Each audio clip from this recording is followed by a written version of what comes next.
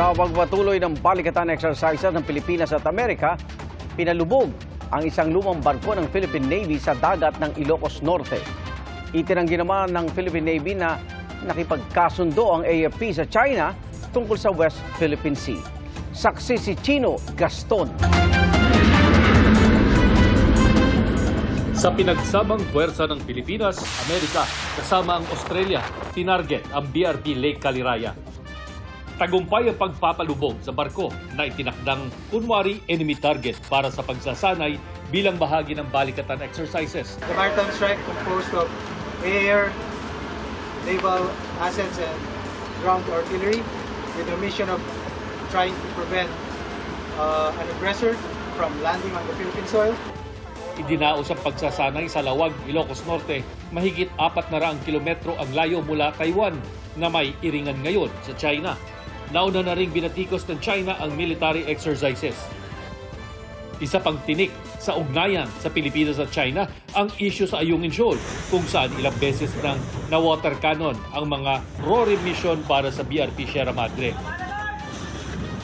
Kamakailan, lumabas sa mga ulat tungkol sa umano'y new model na ayon sa China na pagkasunduan ng dalawang bansa para sa resupply mission sa Ayungin Shoal. Dati nang iginit ng DFA na walang cabinet-level official na pumayag sa kahit anong kasunduan kaugnay sa Ayungin at si Pangulong Marcos lang ang pwedeng mag-aproba sa ganitong kasunduan.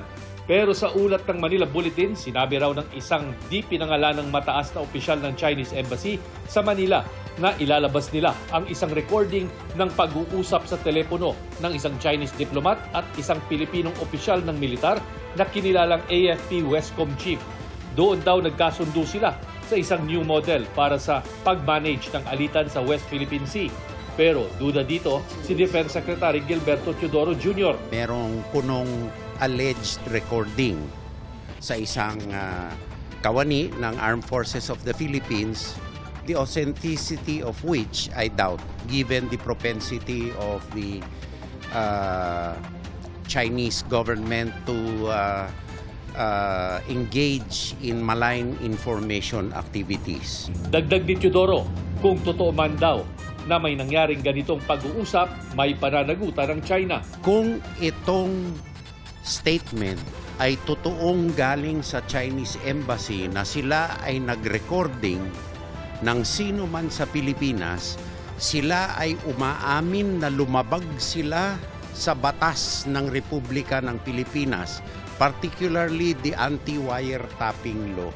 Dapat alamin ko sino ang responsable dito at alisin sa Republika ng Pilipinas. That is a dead story. We will not dignify reports like that.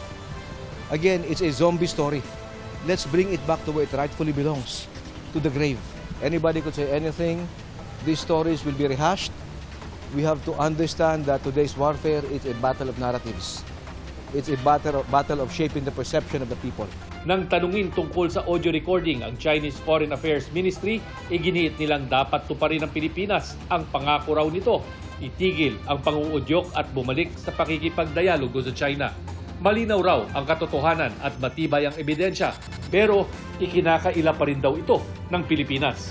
Ayon sa DFA, patuloy pa rin naman na makikipag-usap ang bansa sa China, gaya ng panukala ng DFA na bagong bilateral talks dito sa Maynila. Pero hanggang ngayon, wala pa ring sagot sa imbitasyon ang China. Kinikilala rin ng DFA ang kahalagahan na kontrahin ang anilay disinformation operation ng China, hindi lamang dito kundi maging sa international community. Counter disinformation with facts and strategic communication to reinforce its unlawful and expansive claims in the South China Sea. China actively pursues a disinformation campaign, which is happening now at this very time, using official government channels, state-sponsored media, and possibly troll farms to peddle several falsehoods and misrepresent facts on the issue. Para sa GMA Integrated News, Chino Gaston ang inyong saksi. Sa pahayag na inilabas ng Armed Forces of the Philippines, sinabi nilang hindi dapat ikabahalang umano'y audio recording na paraan lang daw ng China para mang-impluensya.